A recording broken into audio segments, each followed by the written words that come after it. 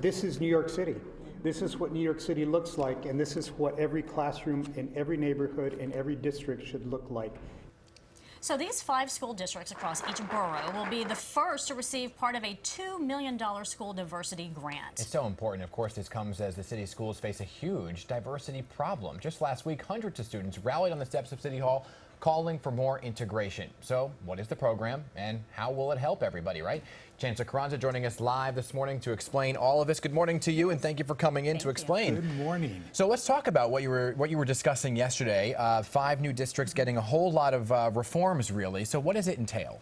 So we have some great models already. District 1, District 3, District 15, they did this whole community engagement process. They really took a good look at what their challenges were, and then they came up with a plan, and they made some recommendations, and they made some changes in enrollment, targets, etc. We want to recreate that process. So school districts were able to apply for it, and we just announced the first awarding of funds so that they can have that kind of an engagement process. Okay, so when are they going to receive this? And let's take a look at what this entails, right? Because there's a lot to this plan, and we have some information on your screen right now to talk about the steps right here.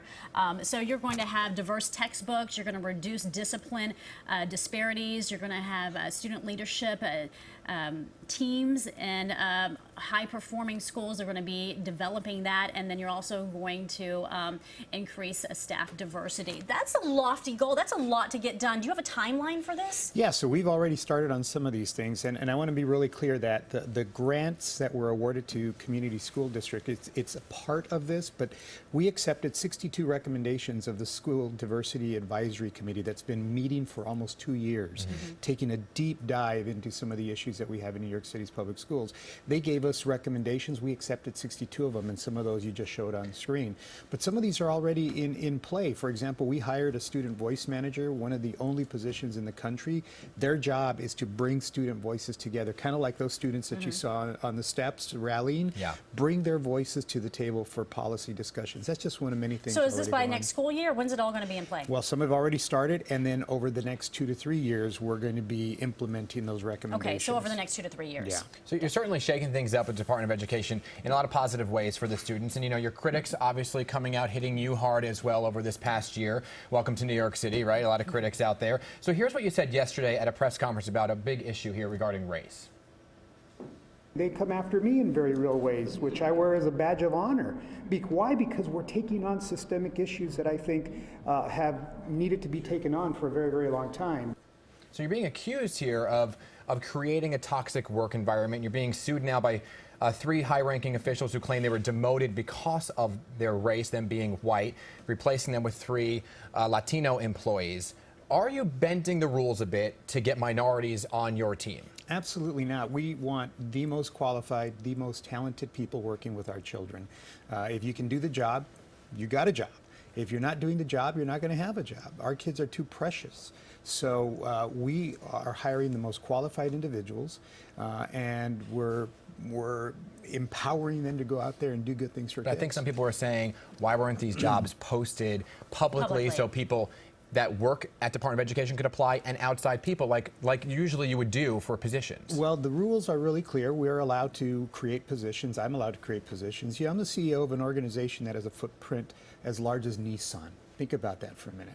And as a CEO, I have to be nimble and be able to create positions, be able to fill positions. I've worked now in 5 states, 5 school systems across the country. I've met really talented people across the country. And I get the opportunity to bring people here to serve the children of New York City. But you brought one person here, in particular, Abraham Jimenez, who is working in a position that you created for a $200,000 salary. He has a doctorate degree in education, but he does not have the typical requirement, which is a New York State certification as a school district administrator. So is that bending the rules? Not at all. We're allowed to. He's not supervising schools. He's not giving direction to principals that are supervising schools. He doesn't need that certification to do the job he's doing. He's doing systemic work around how we're supporting schools, the systems, the structures, the coaching, the professional development. So he's ultimately qualified. Abraham Jimenez, Dr. Jimenez, could be a superintendent in a school system anywhere in the United States. He is choosing to serve here in New York City. I'm really proud that he's here. All right, we'll see how that lawsuit plays out about it. But I also want to get to another important topic heading into the summer months right now, and that is this new program you have, which is really going to help so many families here, and you're offering free lunches throughout the entire summer. So if you're 18 years old or younger, you get free lunch and free breakfast. No ID required, no immigration paperwork required, no school enrollment required. Just showing up to a site, you get free breakfast and free lunch. And that starts on June 27th and it runs all the way through August 30th. There's a number of school sites. People can get information by calling 311, so they can find the location closest to them. They can log on to our website, schools.nyc.gov, search summer meals. But for all parents, the report cards and all of the summer information are going to go out in this envelope. Oh, that's cool. And this There's a envelope reminder right there on has it. all the information. And it's on our website as well. This is a great program, especially for children who absolutely need these meals during the summer because they require them, they need them during the school year, and now during the summertime, you're filling that gap, if you will. We need your meal plan. You're down 75 pounds since your last time you were here. Looking great. Thank you. You've got to give them a smaller target. Thanks for joining us. We do Thank appreciate you. it.